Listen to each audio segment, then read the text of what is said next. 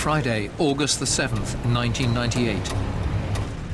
Two men in a delivery truck set off from a suburb of the Kenyan capital, Nairobi. In the back, 1,600 pounds of explosives.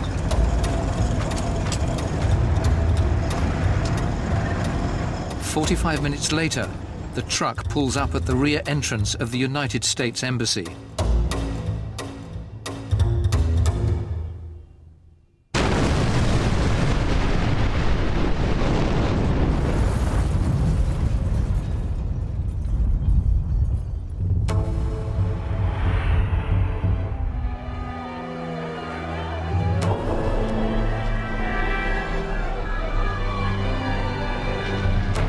The symbol of American power in Africa is no more.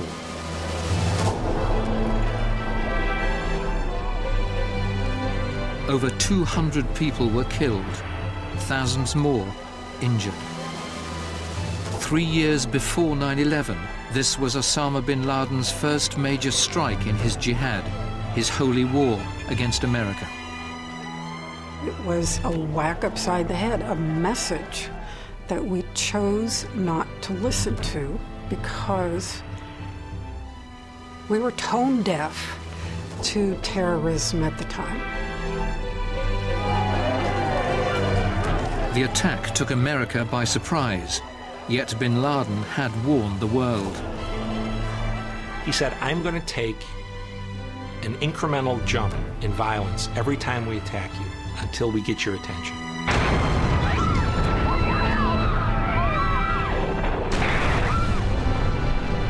This is going to continue. He was very clear about this. We're not just bombing you today. That this is never going to end. This is a story of unheeded warnings, missed opportunities, the slaughter of innocents. Osama bin Laden's war on the West is the latest bloody chapter in the age of terror.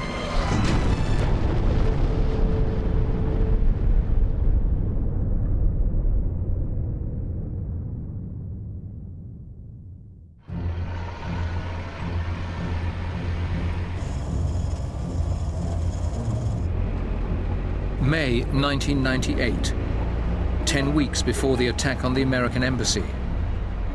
American journalist John Miller was heading for a dangerous rendezvous on the Pakistan-Afghan border. His assignment was an interview with Osama bin Laden, who just issued a fatwa, a holy edict, declaring war on America and its allies. Miller's mission was shrouded in secrecy. To ensure maximum security, he'd agreed to put himself in al-Qaeda's hands. They had purchased plane tickets in advance for cash. They had flown us from place to place, but we never knew where we were going till we literally were getting off the plane there. And we crossed the border in the darkness, and when we got to the other side, there was the truck waiting for us, and we got on and we were off again. Eventually, Miller and his team reached an al-Qaeda camp buried deep in the mountains. Bin Laden arrives in a cavalcade, a motorcade of 3 SUVs. He gets out surrounded by bodyguards. When he gets out, everybody points their guns in the air, and they have tracer rounds, so you can see them being fired through the night. And they launch fireworks and rockets and gunfire. And bin Laden is moving in this kind of caterpillar of arms and legs and bodyguards from the cars towards this little hut where we're going to do the interview.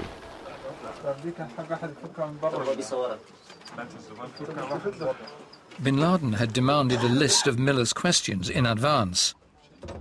Just before filming, his number 2, Ayman Zawahiri, approached Miller.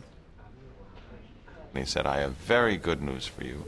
Mr. Bin Laden has agreed to answer each one of your questions. And I said, excellent. He said, there is one thing. I said, what's that? He said, we will not be able to translate his answers to you. And I was very disappointed. I said, well, that's going to make it very difficult. How am I going to ask the follow-up questions? He said, this will not be a problem. There will be no follow-up questions. Standing by. Standing by. Anytime. Mr. bin Laden, you've issued a fatwa calling on Muslims to kill Americans where they can, when they can. Is that directed at all Americans? فنحن نعتقد أن أكبر لصوص العالم اليوم هم أمريكا، وأكبر إرهابي اليوم في الأرض هم أمريكا، فلا تمييز بيننا بين الرجل لابس عسكري أو مدني، بل هم جميعا نعتبرهم أهداف. The interview over, Miller turned to Zawahiri and asked him when America might expect bin Laden's war to begin. And he said, oh, you will see the results of this fatwa in the next several weeks.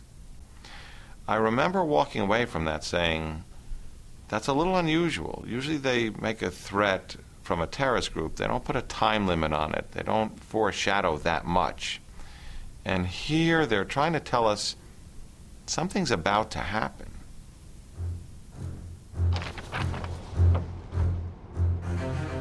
This was a warning in lights, but few saw it at the time, including myself. Like many others, I was only dimly familiar with the name Osama bin Laden. In the spring of 1998, while bin Laden was plotting war against America, political minds on both sides of the Atlantic were focused on events in Northern Ireland.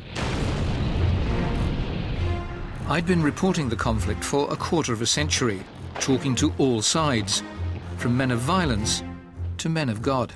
And if that, sir, is the sort of thing you think you'll get democracy in Northern Ireland, get you back to England, please. And now it seemed that elusive peace might at last be at hand. In April 1998, the historic Good Friday Agreement was signed.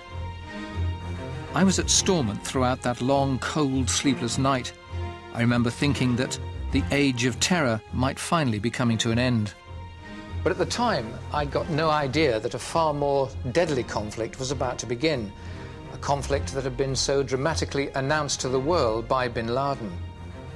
The age of terror was about to enter a new phase. It was about to go global.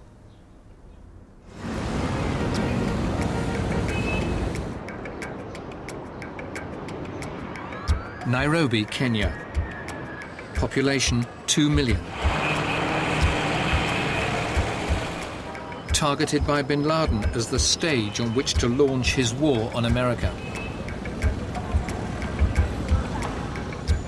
The US Embassy was located in the city centre, at a busy junction.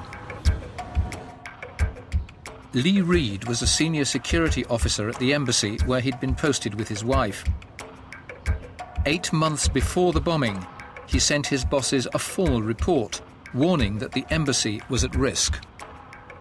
We had conducted a security survey in January and February of 1998 where we had examined the inside and the outside of the embassy and studied it and realized that the embassy was very vulnerable to truck and car bomb attack. In fact, I took a photograph of the exact location the bomb eventually went off at and placed it in the report. You put this in a report? Yes, and sent it off to Washington. Around the same time, a man walked in off the street to warn the embassy about a bomb plot. The walk-in advised us that we were under threat of a truck bomb. A truck bomb. A truck bomb. Mm-hmm. The information was taken, sent back to CIA, and I was told that the man was a fabricator, and therefore we did not need to take heed of what he had said. In the months leading up to the bombing, Ambassador Prudence Bushnell repeatedly contacted Washington, warning of her growing concern about security. Eventually, she went to the very top, to Secretary of State Madeleine Albright. I wrote to Secretary Albright after I had been told by people at mid-levels to knock it off, because